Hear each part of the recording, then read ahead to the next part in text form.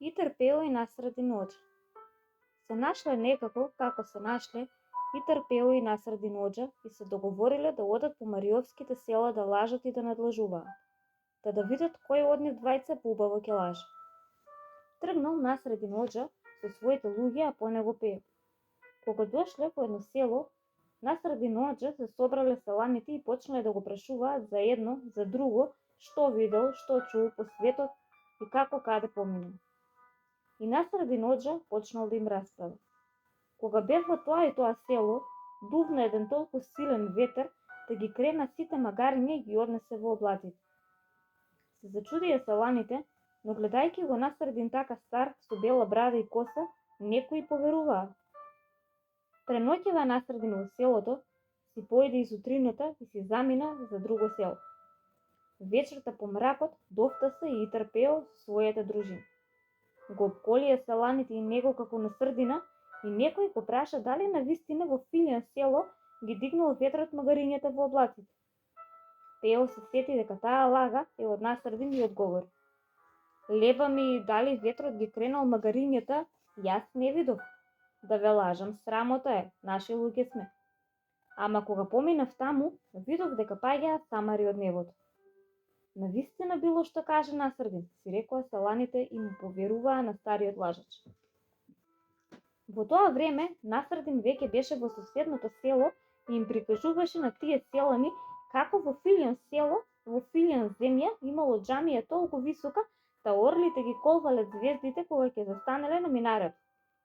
Уште не отиде насредин, тасал и пео и селаните го обиколиле да им каже дали навистина џамијата во тоа и тоа село било толку висока како што рече насрдин. Пео разбра и оваа лага од насрдина и им одговори: дали орлите ги колваат звездите, јас, браќа, не можам да тврдам. Ама знам, кога ја довршил мајсторот џамијата и ја фрлил теслата од врвот на минарето, дури да падне на земја, рачката веќе беше изгнила. Сега сами ценете колку е висока таа џамија. Се потврдиле лагите од двајцата лажговци и селаните ги нагостиле вечерта убаво. Дури им месили еден мариовски зелник.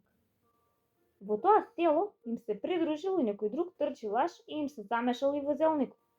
Но зелникот бил голем како мариовски и вечерта не можеле сиот да го изедат. Но тоа што останало од зелникот било малку за сите тројци. Та насрдин решил со лага и лукавство да го изеде сам, па им предложил на Пеа и на новиот гостин и другар, кој ќе сонува ноќеска страшен сон, тој да го изеде зелникот. Сите легнале и утрото почнал насрдин брзо да го раскажува страшниот сон. Кога дојдоа ноќеска два орли, кога ме кренаа, како ме вишија дури во облаците, та кога ме пуштија од озгора, уште малку ќе ми излезеше душата да не се бев разбудил, рече насрдин и длабоко извика. Уверен дека од тој сон пострашен не ќе може да сонува никој од неговите ортаси за зелникот. Новиот другар го раскажа својот сон. А јас пак пропаднав на дното на море, кога ми се набраа разни морски животни, риби, жаби, китови, крокодили, се знаели уште какви ли не. Одва ја достискав душева да не ми излезе. Да не се разбудев, навистина ќе ми излезеш. Аха, и тоа е страшно, продрторе насрдин и му се обрна на Пеа. А ти, Пео, што сонуваш? Пео одва го дочека прашањето и одговори. Јас пак, кога видов дека тебе оđете кренаа орлите и те однесоа во облаците, а другаров овдека пропадна во морето, станав ноќеска и го изедов зелникот. Што има да ве чекам кога нема да се вратите? Аха, керата, Пео, се провикна оđата, но зелникот, Пео, беше го откринал уште на полноќ. Шетале што се шетале Пео и насрдин во Мариово. Лагале што лагале, најпосле дошле во прилеп.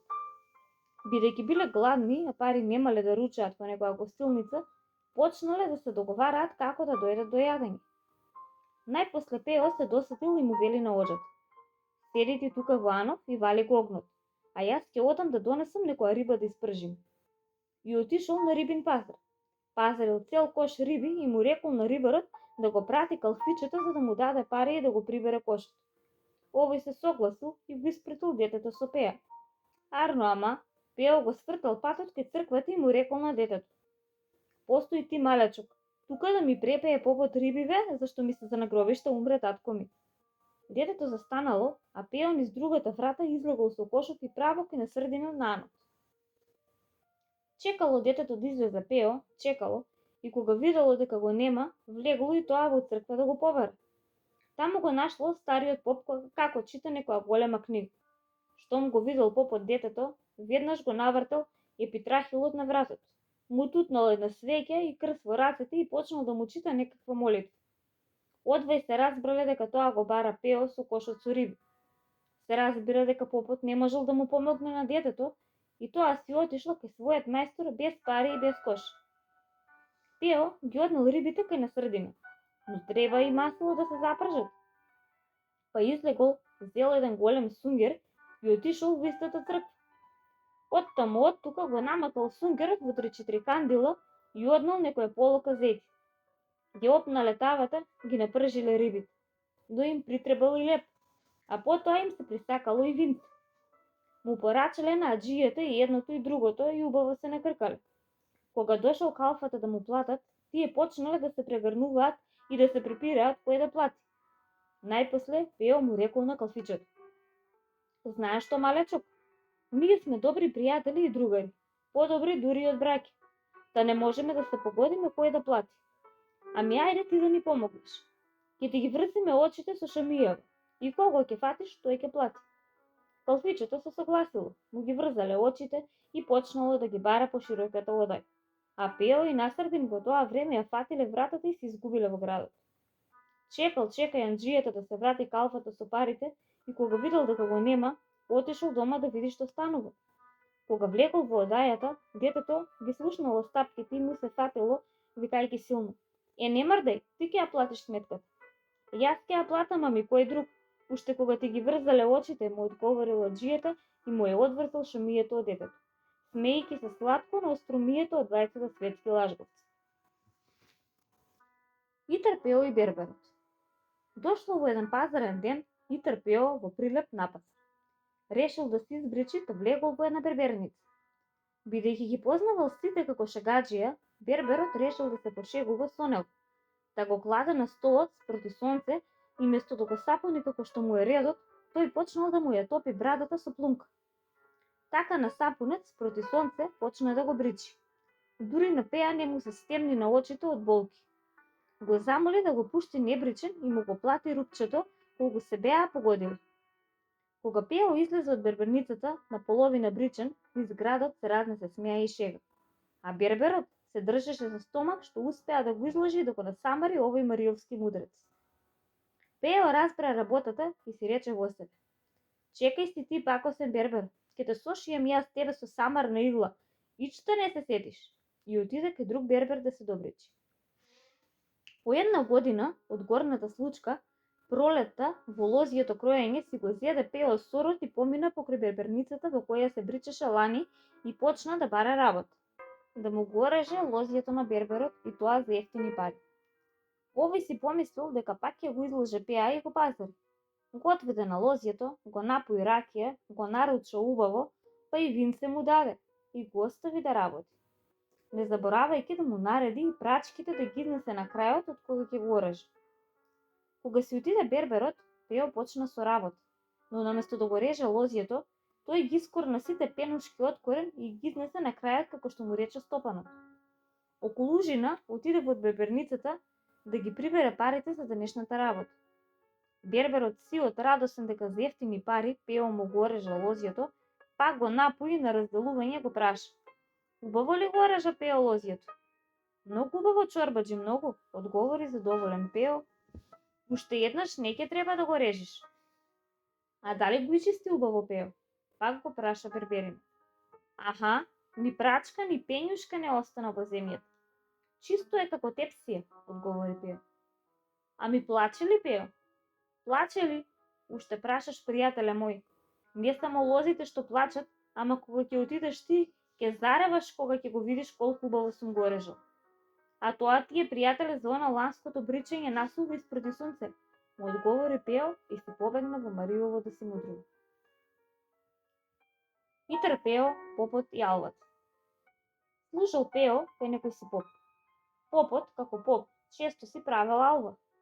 Арно ама, еден ден направил повеќе отколку што може да изеде со Пео, та скоро половина им останало.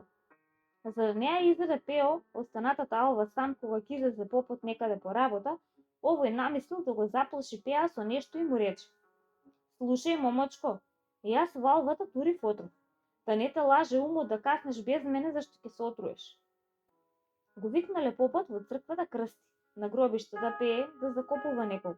А Пео останал сам дома и намислил да ја изеде сам алвата, сигурен дека никаков отров не турил попот во неа. За да може да се оправда пред попот, и тој смислил една лакардија. Како што цепеше дрва во дворот, стана, ја скрши намерно дршката од секирата. Отиде ја изеде сета алва и продолжи да цепи дрва со скршена дршка. Кога се прибра попот и виде дека алвата ја изел Пео, почна да се кара и да го пцуе. А Пео почна да се правда. И ја скрши, вели, дршката од секирата и плашејќи се да не ме караш и биеш, решив да се отрујам. Па затоа ја изедов алвата. Попот се насмеа, иако не му беше дојдено до смеење, и му прости на Пеа и за двете шеги што му ги направи во тој ден. Итер Пео во берберницата. Дошол Итер Пео во Прилеп на пазар да продаде нешто, да купи нешто и да однесе некоја пара дома да му се најде за зло час. Ги нарами дисагите нарамо и двете грниње враце и пукара-чукара дошол.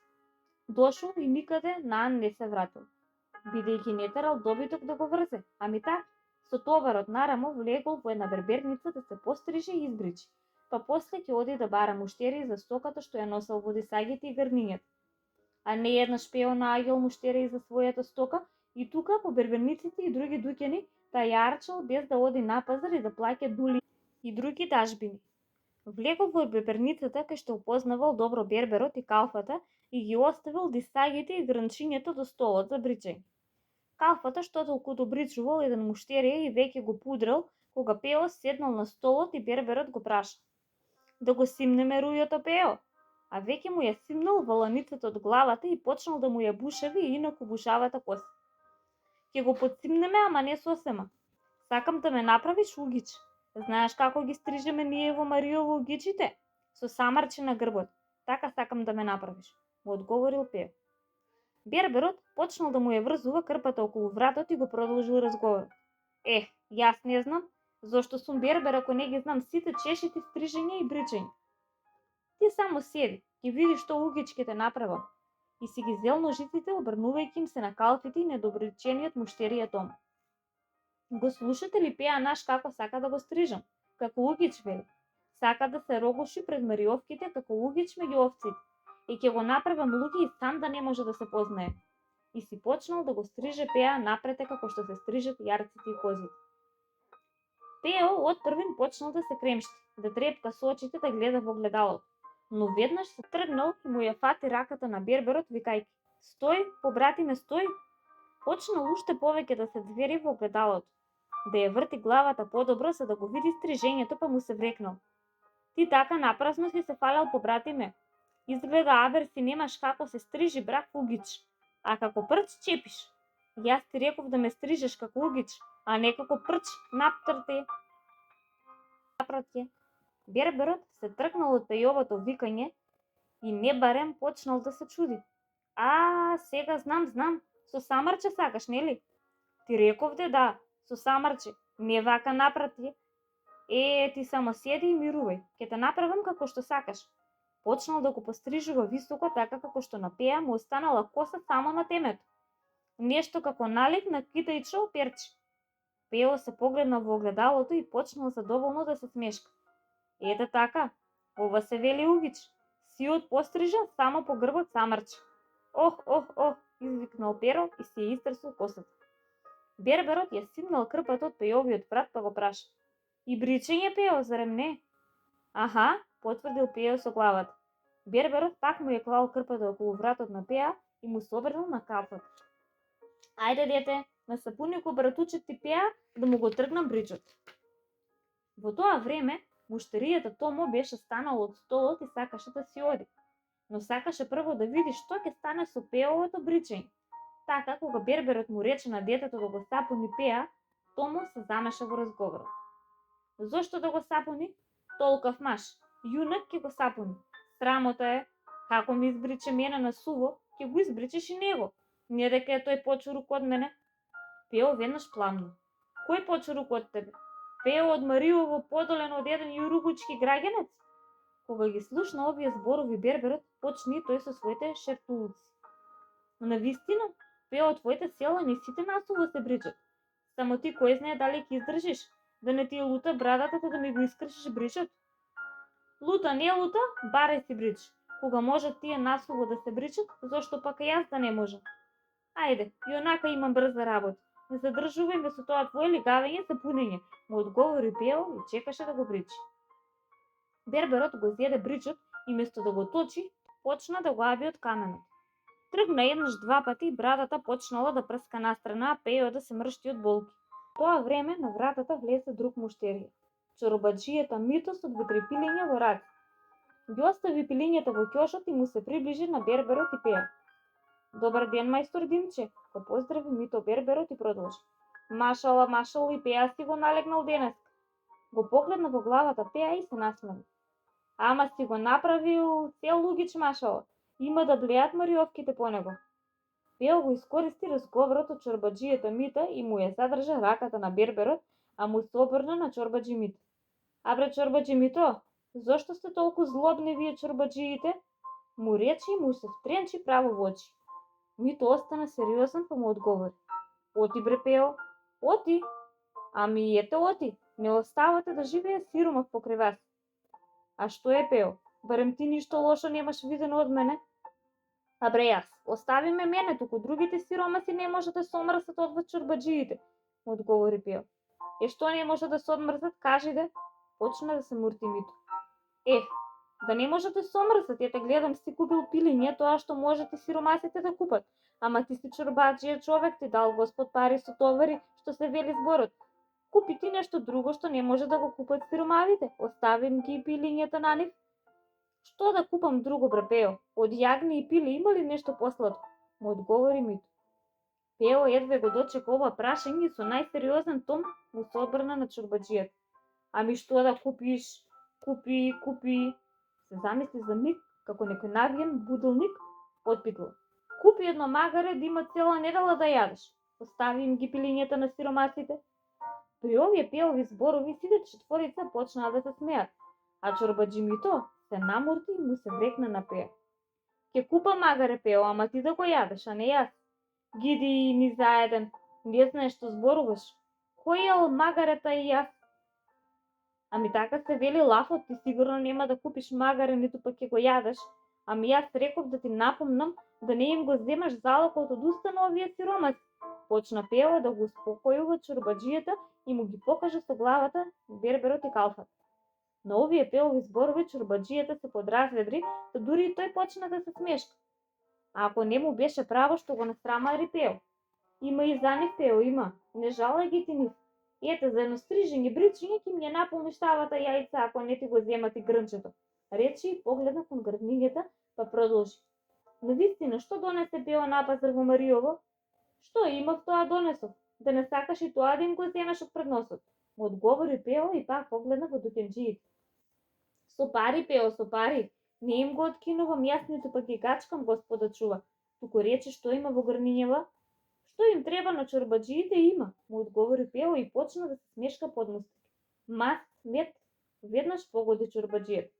Токму тоа, маст, мед што не јадат сиромасите. Мито почна да се оближува кога Пео му рече дека има и мед. Ами цеден е медот или пити? И медот е цеден и маста е топена. Туку праше го мајсторов дали ќе ти отстапи зашто јас немам пари за стрижењево и бричењево. Мито веднаш му се обрна на Берберот. Ке ги земеш Димо или да му дадам пари да ти плати. Берберот пак го навали Пеа на столот да го подбричува. Почна да се трга со бричот сув така насуво, а Пео пак почна да се мурти, дури солзи му навреа во очите.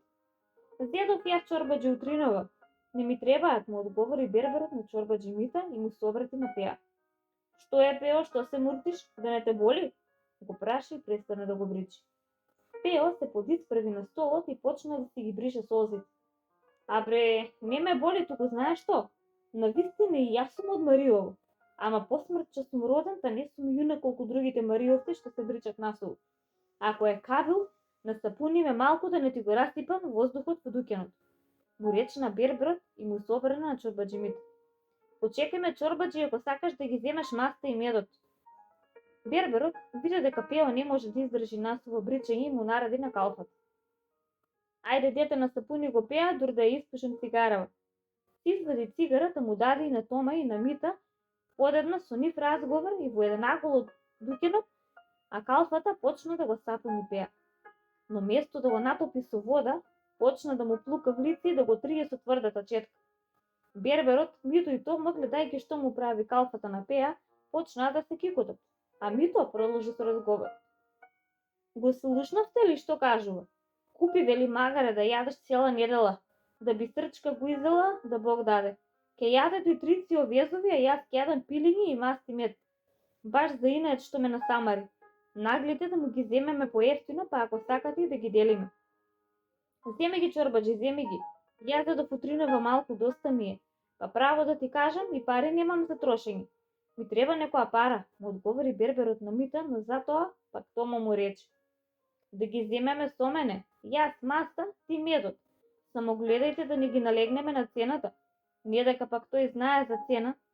Знае тој само шеретлаци, а за друго ќутуци се сите Мариовци, му одговори чорбаџимито, а берберот го праша калфата.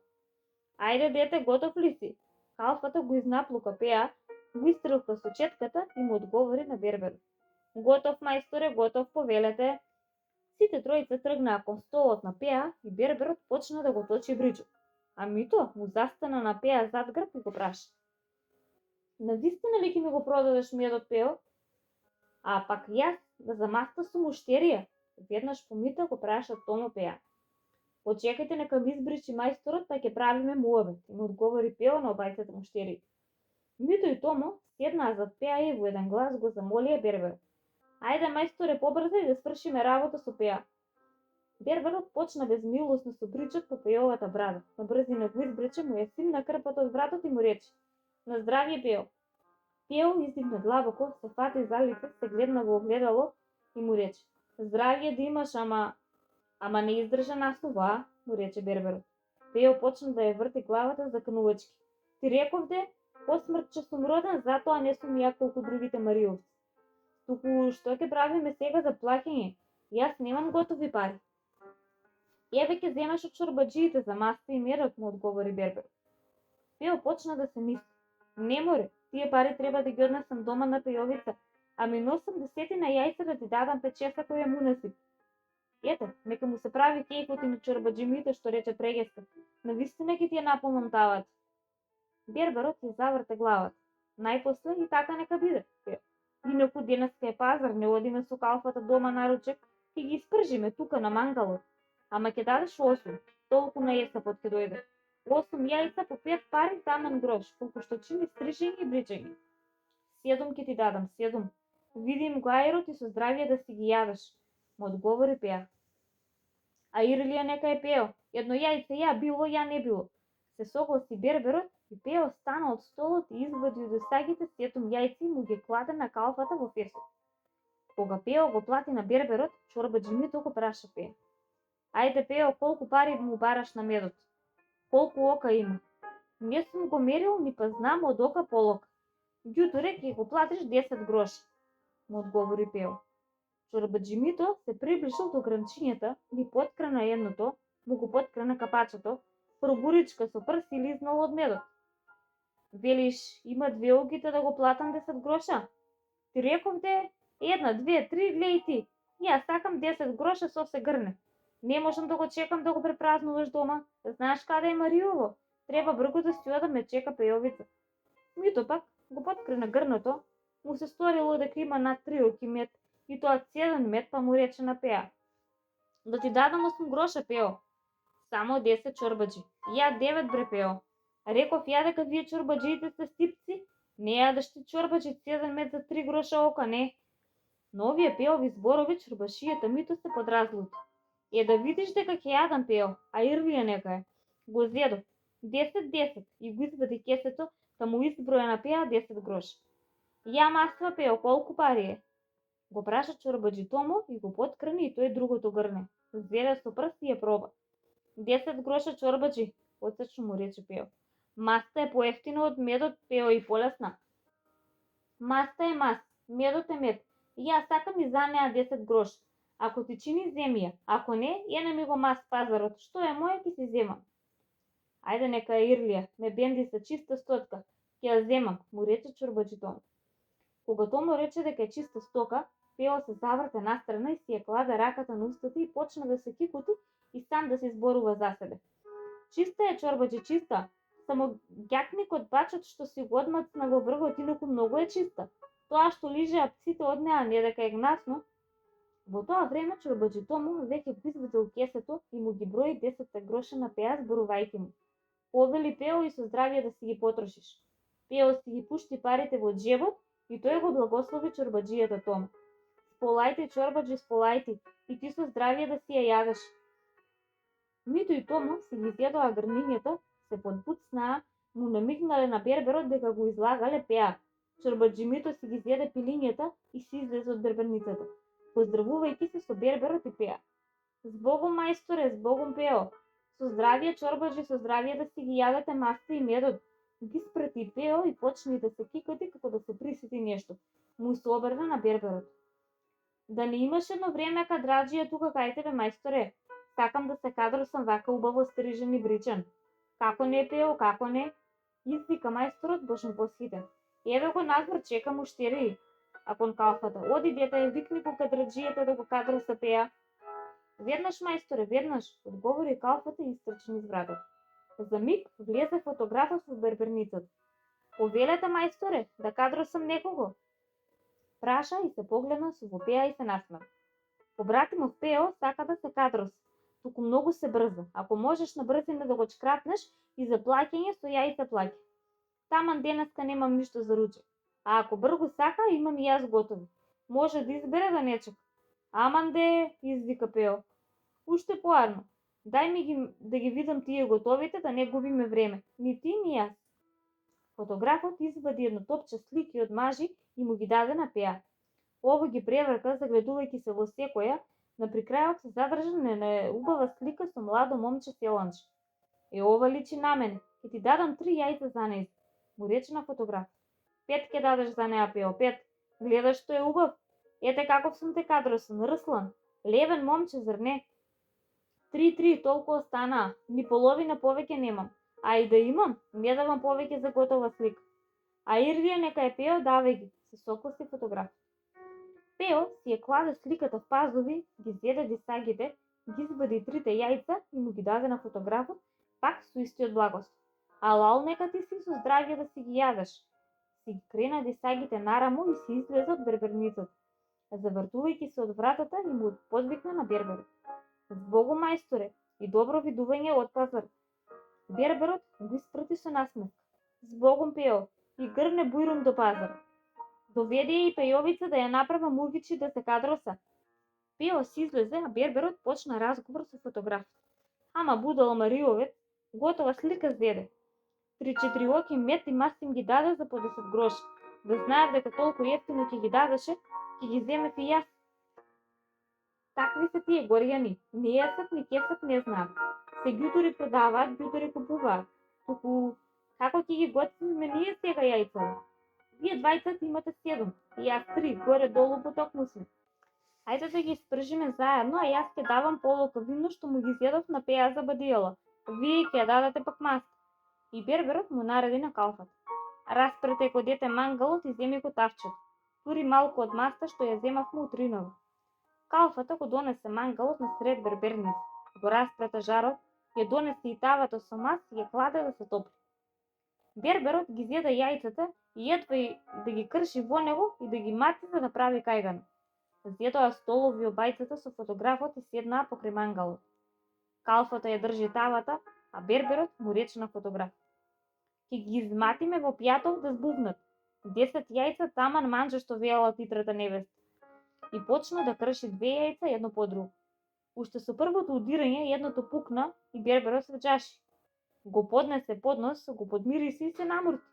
Обрнувајќи му се на фотографот и му рече: а бреми ова смутка пустињево и му го поднесе поднос и тој да го подмирисне.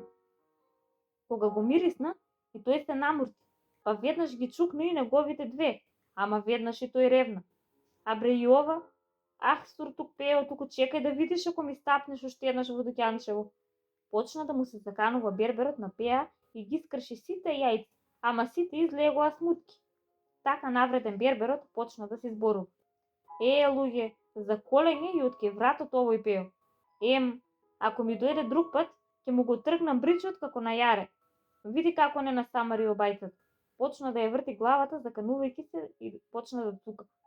Дури така цука и се чудеа берберот и фотографот, и ене ти го наврата се појави чорбаџемито и почна да вика. Кај фати бре тој лаж го сортата негова Мариовска. И дојде до манкалот, го погледна берберот и двајцата почнаа да се смеат. Смутки? Го праша покажувајќи со главата на искршените јајца.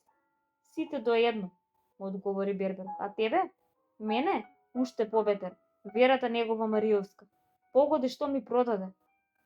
Берберот ги крена рамениците. Од каде да знам? Смола борова, брато, смола. Ама така личи на цеден мед, да слинките ќе ти протечат кога ќе ја видиш. А клада ли в уста една капка? Пелин не е рамен. Горчи пелин ти велам. Дури сите се изнасмеја убаво, на вратата се појави и другиот чорбаџија Томо. И тој ја разбра работата, да почне и тој да се смее. Берберот и него го праша. А тебе, чорбаџи Томо? Се знае мојот урда. Го наполнил син мајчин 3 чореци удра. А 2-3 прста од озгора мас и ми е тапо се сета масето мас. Затоа ги продаваше и медот и маста со сегрниње. Се сети сега чорбаџи Мито па продолжи. Најпосле нека ни е на здравие на сите. Не соши тој маш со самарна игла. Нека ни е зум да го лажем и трпео од Мариово. И трпео каде? Пак дошол и трпео во Мариово во прилеп и поминал крај на фурна. Се разбира дека бил изморен и гладен, така кога ги фрлил очите на тезгата и кога му замириселе топлите сомуни, симиди и тави во разни печива, слинки му потекли. А цревата почнали уште толку да му кркорат. Кога видел на тезгата една убава дебела гуска во една тава, замерак испечено, веќе не можел да се воздржи. Чија е гускава фурнаџија? Го прашал фурнаџијата со полна уста слинки. Од кај макамот, му одговорил фурнаџијата и тој, глодајќи ги слинките, кога погледнал во гуската. Како би било да и се гостиме ние сега? Го прашал пео фурнаџијата и му покажал со главата на гуската. Како не ке се гостиме, слепче, ке не одере кај макамот. Драл не драл, таа ќе биде, туку да не губиме време. Внеси ја во одаја и земи еден топол сомун. Просто му наредил пео и му се мушнал во одајчето на фурнаџијата. Влегол и почекал да ја донесе фурнаџијата гуската. Фурнаџијата го знаел пеа како шерат човек, но сега сакал да разбере што шеткала крој. Го прашал, ами кога ќе ја побара кај макамот, што ќе му одговорам? Пео не се ни мислел и му рекол, ке речеш дека гуската летна од тезга со сетава печен. Фурнаџијата се насмевнал и повеќе за шеретлак се согласил. Ја внел гуската кај пеа и за миг ја растргнале на парчиња. Почнале да јадат, да се смеат, но фурнаџијата пак се смислил. Како ќе излезе оваа работа? Кој ќе му верува нему дека му летнала гуската со сетава и тоа печена? Затоа почнал да го испитува пеа како да се правда пред кадијата, зашто сигурно кај макамот ќе го тужи и ќе мора да оди на суд кај кадијата. Ама кога ќе ме отера кај кадијата, што велиш ти, пео? Како ќе поминам таму? Ќе ме умрат од пјота со кај макамот. Та остави што ќе суди и ќе треба плюси да плаќам. Не грижи се, спокојно, му одговорил пео. Ти само кркај да се накркаме, а другото јас ќе го редам. Ти ќе го редиш, ама галиба по мојот грб, се жалел фурнаџијата. Немај, гале, немај. Пео мислел и за тебе кога ти зборувал. А како немај, гале, џанам? Кажи што мислиш. Ај, казам ти наглава што мислам, тога е тоа ќе правам. Влакна од главата нема да ти паднете, тоа мислам. Како? Ќе поверува кадијата дека летнала гуската со сетава? Ќе поверува како ништо. Ами зошто ќе речеш, јас ќе бидам кадија? Фурнаџијата уште толку се зачуди. Од каде накаде пео во Мариово кадија? Ама пео не го остави да се чуди. Кадијата овие денови се смени. Неговиот многу личи на мене, а ми кажаа дека изутринава отишол во Битола по Анчето. Во кадилокот не се ни јавил. И јас сега од тука ќе појдам кај Насрдина, ќе се облечам во неговите алишта. Ќе ја турнам неговата капа и чалмата ќе ја ставам како поарен кадија од самиот кадија. Ќе појдам во кадилокот и нема да ме препознаат. И кога ќе те дотера тебе кај макамот, јас ќе ти судам. А како ќе пресуди кадијата, така и ќе биде. Разбра сега зошто ти велам да кркаш и да не береш гајле? Фурнаџијата се подсмирил малку, но сепак загрижен си е почнал редовната работа, чекајќи го кај макамот по гуската и крајот на пијовиот черетлак. Некој час пред ручек време, еве тие слугинката од кај макамот. Готова ли е гуската, Василе? Ја побарала прво таа. Васил почна да го трлка грбот од фурната. Го приел, значи ќе јаде ќотек, но нема што, почнал како што го научил пеел. Ах, вие да сте живи со кај макамот, гуската летна со сетава кога ја извадив од фурна печена. Слугинката почнала да се смее, па му рекла: Ајде извади ја, не играј си мајтап со мене. Летнала печена гуска. Како може да летне заклана и скубана, па дури и печена гуска? Така, летна од тезга. И тоа со сетава. Се залепила за тавата, та и неа ја поднесе во облаците. Ќе го кркаш копанот и денеска, така гледам. Почнала да се лути и му се заканува слугинката. Од гуската? Ако, и потврли фурнаџијата. Мора од кај макамот. Та за гуската и јас сакам, туку види, извади ја зашто гладен е. Та ми рече макар и недопечена да ја однесе. Навистина летна. Сосем сериозно и рекол фурнаџијата. Оди така каже му на ефендијата.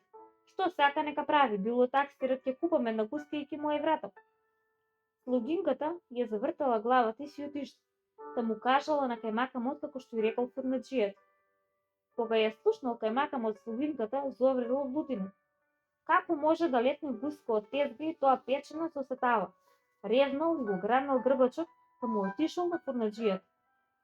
Каму гуската, брекерата? Како летна мојата гуска со сетава, а? Гуската, сега ќе ти ги скршам жими верат. И му влекол внатре во фурната и му замавнал со грбачот, викајќи колку што може. Гуската, каму гуската? Бргу ваму гуската. Летна кајмакам ефенди, што сум виновен јас? Абре како летна бре заклана гуска и скубена гуска, па и печена летала и тоа со сетава бе. Мене најде ли да ме свосуваш? Гуската зашто сега ќе ти ја потсечам главата на прагот и пак почна да мава. Фурнаџијата ја навел главата, фатил со рацете за неа и искрчал на улица и почна да бега по улицата, а кајмакамот се втурнал по него да го брка, не престанувајќи да мава по грбот, викајќи патам. Држите го фурнаџијата, народе, држите. Бегајќи така по улица, фурнаџијата удрил во едно тесно сокаче што било преполно со народ и добитци. Бидејќи бил напорен ден, не можел да помине низ добитците. Го фатил едно магаре за опашката да го поистови од патот. И така силно му е оптегнал опашката и му е скинал. Се згрнал по него и стопанот од магарето да го брка што му е скинал опашката на неговото магаре. Се сториле двајца со кајмакамот. Бегал понатаму кутриот фурнаџија и поминал крај една маска на која јавала една анамка. Маската била улија. Се подплашила од него, рипнала и ја фрлила анамката сосем малото дете што си го држала на скутот. Паднало детето несрекно на колдрмата и наместо издивнало. Се загнал и таткото од детето да го бурка фурнаџијата. Се сториле тројца гонители по фурнаџијата. Го бркале низ чаршија што го бркале, но него го заградили од сите страни и само што не го фатили. Но тој бргу влегол во една џамија и почнал да се качува по минарето. Гонителите се втурнале по него, а тој веќе се наишол и токму паднал врз едно 10-годишно дете. Паднал и го смачкал, се разбира. Наместо умрело и ова дете. Најпосле го фатили и го врзале. Го врзале и го потерале сите четворица оштетени кон кандилокот да му се суди од кадијата. Откако ја изделе гуската со фурнаџијата, и трпео, отишол кај Насредин оджа кај својот стар пријател и го замолил да му ја даде неговата оџинска облека. Го маслосувал некако и го кандисал, да се облекол токму како што се облекува оџа или кадија. Тогаш така носели и кадиите како оџите. Така облечен, отишол право во кадилокот. И како што предвидувал, така и излегол. Никој не го познал. Та влегол во судницата кај што судел кадијата и се наместил како вистински кадија. Што ли прави кајмакамот со фурнаџијата? Се прашал сам и почнал да наслушува. И не слушал долго, вратата почнала да тропа, а тој одговорил однатре. Бујрум, повели, Вратата се отворила и на неа се појавил кајмакамот. Сиот задишан и му рекол: однесоа стабајлево децата една гуска нафурна за ручек. А кога ги пратив да ја донесат, знаеш што реше тој ешек фурнаџијата? Летнала гуската печена со сатава. Мислев дека тера шега со нив, ама тој певезник ги напрка со лопата со истите зборови. И кога појдов лично јас да ја земам гуската, и мене со сиот ум почна да ме уверува дека навистина гуската летнала. Ми се стемни пред очите и го запукав со грбачот да го дотерав кај тебе да го докажеш безобразникот. Ич можела заклана скубана па дури и печена гуска да летне од тезгата и тоа со сатава? Пео внимателно го саслушал кајмакамот. Си ја мазнал брадата и мустаките како што би правил кадијата. Цукал и се чудел. Бак, бак, бак, што слушам кајмакам ефенди? Ич можело да тоа да биди? Еве го надворе тој ќопек. И тебе сигурно така ќе ти рече. После не те пај такви енденци. Ќе го одерам жив и мене ако ми го рече тоа. Како можело тоа? Викни го ќе видиш. Пео затропал со дланките и на вратата се појавил ѓавазот. Бујрум, кади баба? Има тука некој фурнаџија? Еве кади баба, пушти го да влезе. Избегол ѓавазот и просто го плотнал фурнаџијата пред кадијата. Клечејки го поздравил со да ти се многу години кади баба. Наседжим, синко, уврекнал кадијата. Стани бре ќопек. Станал фурнаџијата и со наведната глава зачекал што ќе биде понатаму, гледајќи тапо во земјата. Што си правил ти денеска бре керата? Ништо, кади баба, што можам јас еден фурнаџија да правам? Печам леп, што ќе правам друго? Како што можеш? Каму гуската од ефендијата? Го прашал кадијата и му го покажал кајмакамот до него. Му кажав јас нему, кади баба, летна со сетава. Речи и јас да слушнам една лага со опашка, и станал да му се приближил и го фатил за брада, му се натнал на лицето и почнал да вика да го кара. Така е, кади баба, така, летна, што сум јас виновен тука? Почна фурнаџијата тивко да се правда, ама и да се насмевнува незабележително. Кадијата избувнал од лутин. А бре, како можел да летни заклан, искубан по дури и печена гуска бре ќопек? Како најде ти да масло ставаш, мене и кајмакот? Никакво маслосување, кади баба, жими вера, жими Бога, жими деца и здравје летна. Таман ја извадив од фурната и ја оставив на тезгата и таа за миг отиде во облаците. Ха, во облаците. Ќе видиш во облаците кога ќе те удрат сега ѓава за 25 по тој фурнаџиски тур. Ќе кажам ја тебе пезевник ниеден, со кого го играш мајтап. Му се заканил кадијата, а кајмакот веднаш упаднал. 50 за ваква лага, кади баба. Жими вера и 150 ќе удрам ако не кажеш со кого изеде гуската твој. Аир, кади баба, почнал фурнаџијата да се брани. Никакво јадење, никакво крадење ти велам, летна и летна. И да ме обесиш, тоа е. Ме фати таксиротот, ќе му купам на ефендијева една гуска. Што можам друго да направам? Кадијата нервозен го фатил златилот и почел да го тресе. А бре, како летна, како? Како може заклана гуска да летне, бре? Што зборуваш ти овдека ќе полудиш ти мене, бре? Фурнаџијата ги сопрал рамениците едно исто повторува. Ета летна, кади баба. И јас се чудам, ама летна пред моите очи, што да правам? Обеси ме најпосле. Јас дури нема што да зборувам од ова. Кадијата се иставил од него, почнал да се шетка низ одајата со нурната глава, се чудел. Отишол кај кајмакамот, што станало и тој простум почнал со него да зборува. Обеси, друго нема што да кажам. Чудно оваа работа. Пак ја вртал главата и како да се присетил, нешто се запатил кон масата викајќи. Чекај да видиме, ќе кажат китапот. Може и да има право фурнаџијата. Кај Аллах се може да биде. Седнал крај масата и ја зел големата книга Коранот. Единствениот закон по кој се судело во тоа време. Почнал да ја прелистува и да зури во неа со особено внимание. Превртал повеќе листови и таму околу средето се загледал длабоко во неа. Ги ококорил очите и вџашено почнал да бапка, да цука и да се чуди. Бак, жими вера, па му се обрнал на кајмакамот. И тоа можело да биде. Па го повикал да дојде кај него и му покажал. Види овде што пишува. И почнал да чита со особен нагласок. На 136 години ќе летне една гуска со сетава, кубана на Аллахот. И почнал да ја врти главата и да се чуди. Има право фурнаџијата, кајмакам ефенди, се погодила твојата гуска. Аллахот така заповедал, нема што. Тебе те милувал тој, сполај му. твојата гуска ја зел денеска за ручек. Кајмакамот ги собрал рамениците, ја клал раката на градите и со страво почет му одговорил: нека биде по волјата на Аллахот, кади баба. Дури и кефот му се направил што го милувал Аллахот и неговата гуска ја зел денеска за ручек. Тогаш фурнаџијата се окуражил и му се обрнал на кадијата. Ама кога велев јас, кади баба, кој ќе ми го плати мене ќотокот што ми го удри ефендијата? Ќе плати тој што те тепа тебе, кој друг? Па му се обрна на Камакамот заповеднички: ајде Кајмакам ефенди, дај на лира што си тепал фурнаџијата. Кајмакамот почнал да се тегави, да се чуди. Ама кади баба, но кадијата му подвикнал: бргу, бргу, нема ама, јас седам овде правда да делам, китапот така вели. Кајмакамот ја извадил лирата, ја оставил на масата пред кадијата, ја завртал главата и се излегол низ вратата на киселен. Не толку за гуската што отишла на Аллахот за ручек, отколку за лирата што ја платил за ќоток.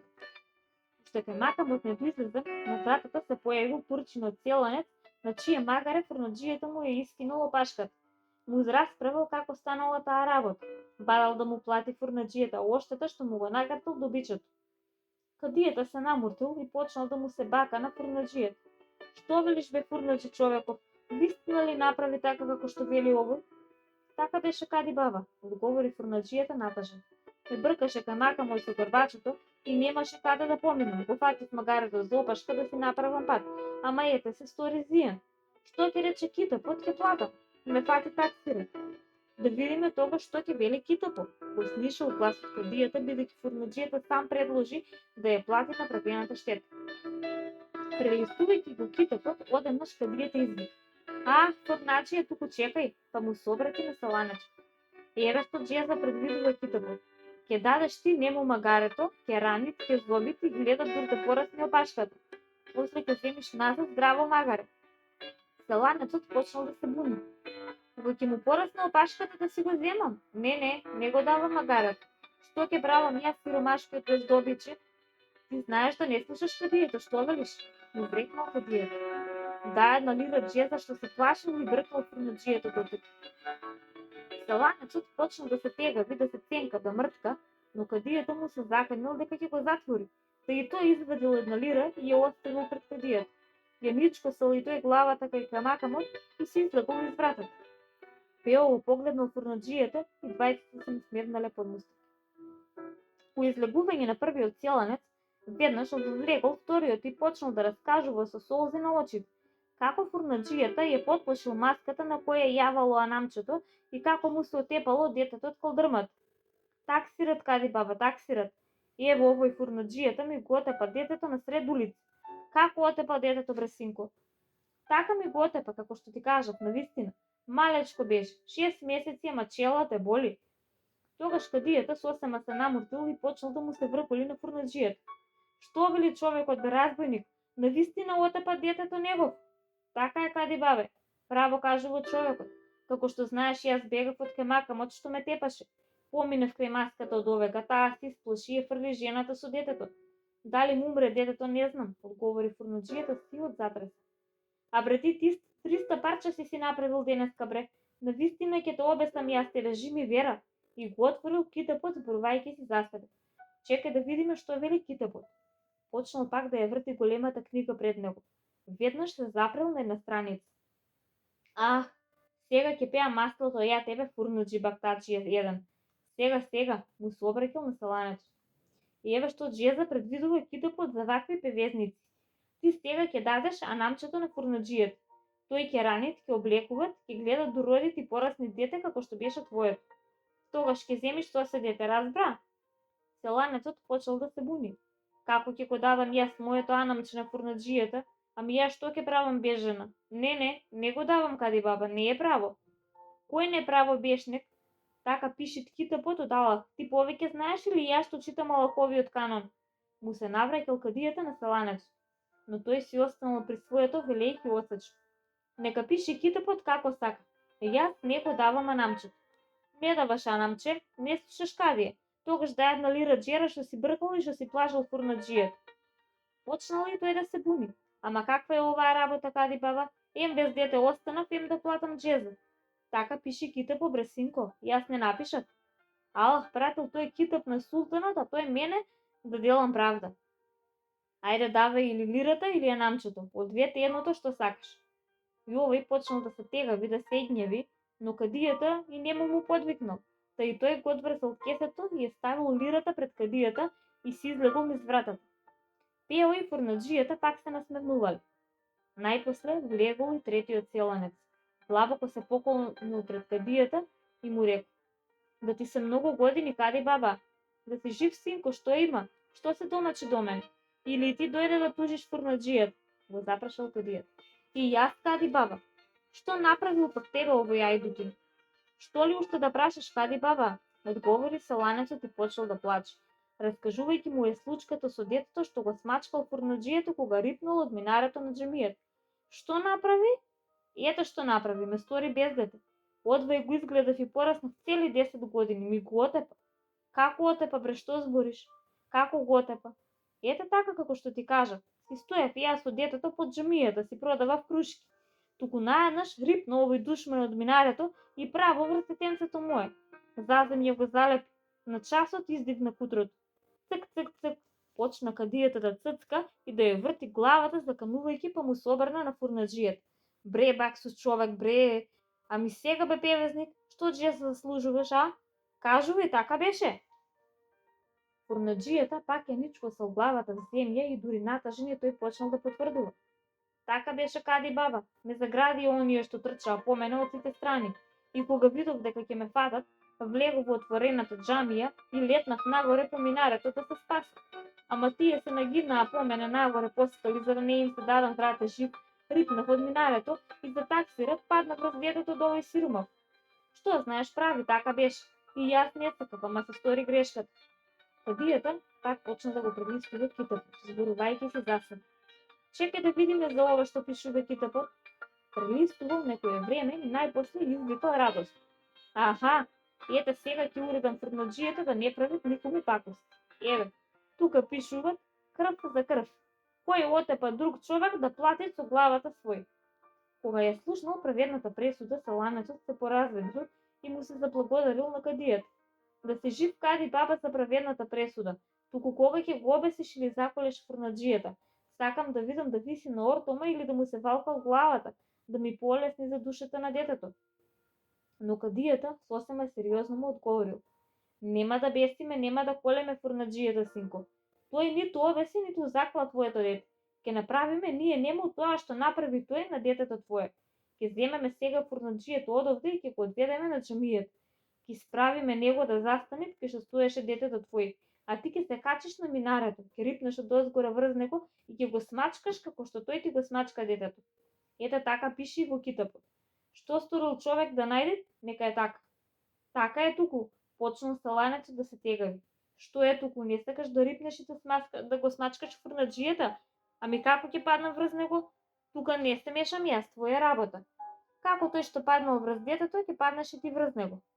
Селанецот почел да се чуди, да се врткат натаму наваму, па му рекол: не, кади баба, мене ми е страв да рипнам од минарето. Може да паднам на калдрмата, да се раскапам и јас. Каде го загинав детето, па да настрадам и јас, не можам така да направам. Ти си знаеш, синко, ако не сакаш, тогаш дај една лира што си плашал фурнаџијава патем. И овој се бунал, се врткал, се шуткал, но кадијата го предупредил дека мора да плати ако не сака да рипа од џамијата. Та и тој изведал лира и ја оставил пред кадијата, па се излекол натажен. Останале Пео и фурнаџијата сами и избувнале да се смеат, а Пео му рекол на фурнаџијата: ами кога ти велев јас да не се плашиш, Пео мисли и за тебе, ти што мислиш, ќе ме одере кај макамот. Виде како Пео и него го продаре со една лира. На, земи една лира ти и пи за моје здравје довечер, а трите јас ќе ги делам со насрдин за облеката. Ќе се скине од смеак и ќе му кажам како го настамарихме и самиот кајмакам. Тие не пара се мирисаат. Фурнаџијата си ја зеде лирата и си излегол, а по него и кадијата Пео без да го забележи некој од ѓевазите. Ако е вистина големата лага, ама така се прикажува и до денеска по Мариово за итроштините на Итар Пео и Троманечки. Итар Пео го надмудрува горниот. Од сите живи суштества на земјава наша, само човекот е надарен с ум и разум. Ова својство го одделува него од другите животни. Со него може тој да размислува, да расудува и да заклучува што е агно, а што нечино. Со него човекот ја победува и самата природа и дури ја принудува да му служи. Во тоа заправо се состои неговата култура, височина на другите животни. И Пео, нашиот романецот, не беше лишен од ова својство, што се вика ум. И не само што беше лишен, ама имаше дури и други додатоци. И даваше, како што знаеме, но една година пред Пеа излезе една работа, која многу го замисли и загрижи. Не беше лесно да се реши таа замрсена работа, зашто не беше од луѓе. Така се вплета горниот, во кого Пео малку веруваше, ама сепак зависеше од него во случај. А еве што. Како мариовец кој живееше близу до големата Борова гора, Пео си направи селско поточе и една малечка бакичка за штици бичење. Не беше тоа некоја фабрика за гатери, бинци и циркулари и други машини како што ги има сега по Мариово, проста бичкица на вода со една линџа. Ама на Пеа толку му беше доста да не тегне со плешките цел ден да бичи, а пак не може да сработи ни 10 дел од тоа што му го сработуваше бичкијата на вода. Арна му беше работичката на Пеа. И тука тој излезе поумен од сите мариовци кршоборци, што тегнеа по цели недели двајца здола еден згора и не можеа да избичат цел еден месец толку штици, колку Пејовата бичкија што избичуваше за еден ден. Водата текнеше, а Пео седеше кај тезгата и управуваше работата. Арно ама се замеша горниот. Во Пејовата работа и тоа против Пеа. Му завиди изгледа што му оди добро работата, а Пео не однесе ни една ока масло во црквата да му изрази благодарност. Затоа тој горниот 2 години ја стегна раката и преку целото лето капка вода не пушти. А со тоа Пео сосема го затрпа. Водата од поточето стекна, па Пејовата бичке цело лето ми тргна ни една врвца да избичи. Така Пео не сврши преку летото работа. Преку зимата мразот го попречи, тоа остана без лет. Земаше заем, се заборчуваше тие 2 години за да ги прехрани децата, но требаше тие долгови да се враќаат, а и да живее. Во третата зима Пео се зафати за размислување како да му дојде доак на овој негов прв непријател. Да го натерам со сила да врне, тоа не можам. Како што ќе го натерам да не врне, си мислеше Пео. Да го молам, кој знае дали ќе ми ја прими молбата, си мислеше. Оти не сум само јас, може би повеќе има што молат да не врне. Таа работа, молбата не е сигурна работа. Некоја друга сигурна сака да му најдам, да не може да ми мртка. Мисли, крои, шета наш Пео, но не пустото го носи името Пео и романецот. Најпосле се сети. Море, ќе ми те сошијам јас тебе годинава, си рече Пео едно утро за Ѓурѓовден, гледајќи го небото оклештено јасно како го плаши и годинава. Погодете што ја измисли Пео. Не можете се разбира, зашто не секого не му иде памет од тоа што му иде на Пеа. Еве што измислил Пео. Годинава, јас ќе фатам 2 работи, си рече тој. Ќе бичам штици ако врне, а ќе правам керамиди ако не врне. И така направи. Штом ќе заврнеше, а таа година почна и да врне, Пео си ја пушташе бичкијата и со лезат си бичеше штички. Си ги продаваше и си земаше добри парички. Тогаш од тезгата викаше гледајќи ги црните облаци. Ајде туреј колку сакаш. Тамам ќе ми бичи бичкија. А кога се оклештуваше времето со недели да не врне и сонцето да пече, тој си правеше керамиди и пак му викаше на горниот. Аде печи, напечи се ти, ама и керамидки веќе ми се испечат. И така наш Пео му дојде доаки на горниот, без да му се моли крсти и да придава масло. Земјен и други подароци како што прават селаните, чи молби и придавачки не може да им помогне. Ум треба и мотика, а не молитва, браќа. Секогаш Пео им велеше на своите мариовци. Пео со туги чизми наор. На еден велик ден Пео немал чевли за наор. Да поземил еден чизми посред. Чорбаджијата дошол на сред село и се фатил на танец. Се заиграл Пео, се расколцал сред село, камење корне со чизмите. Го видел чорбаджијата со чизмите и му се сторило дека ќе ги скине Пео од играње, па му рекол: Море Пео полека, ми ги скина чизмите. Што ќе обујам јас утре? Слушнал Пео, ама слушнали и сите на орото дека Пео игра со туги чизми. Се навредил Пео веднаш и ги собул и му ги фрлил чизмите на чорбаджијата. Тоа го гледал друг чорбаджи Го повикал Пео настрана и му шепнал да отиде кај него дома и да ѝ рече на жена му да му ги даде неговите чизми. Отишол Пео кај чорбаджијата и за миг се вратил пак со чизми. Се вратил и пак го повел танецот. Кога поминал пред овој чорбаджија, тој уште посилно од првиот почел да вика: Рипај, Пео, нарипај се, искини ги стопанка им, ја не ги жалам, ми дал Господ и нови ќе си купам. Кога Пео го слушнал ова, застанал, ги собол овие чизми и му ги фрлил и на овој чорбаджија како на првиот, велејќи му: Нате ги чорбаджи твоите чизми, ја ќе си играм со моите, и го повел танецот бос. Пео не гледа ноќе. Го виде нашиот Пео жешкото на фронтот и почна да си крои план како да измрда некоја и друга недела. Крои, шета, не знае што мана да си најде најпосле, дувна на тутунарката која беше полна тутун и ги наполни очите. Ги растрелка и ги закрваре, па му се јави на лекар. Какво има бре момче? Го праша четниот сетничар, гледајќи го и на поздрав. Не ми се види ноќе, господине поручник.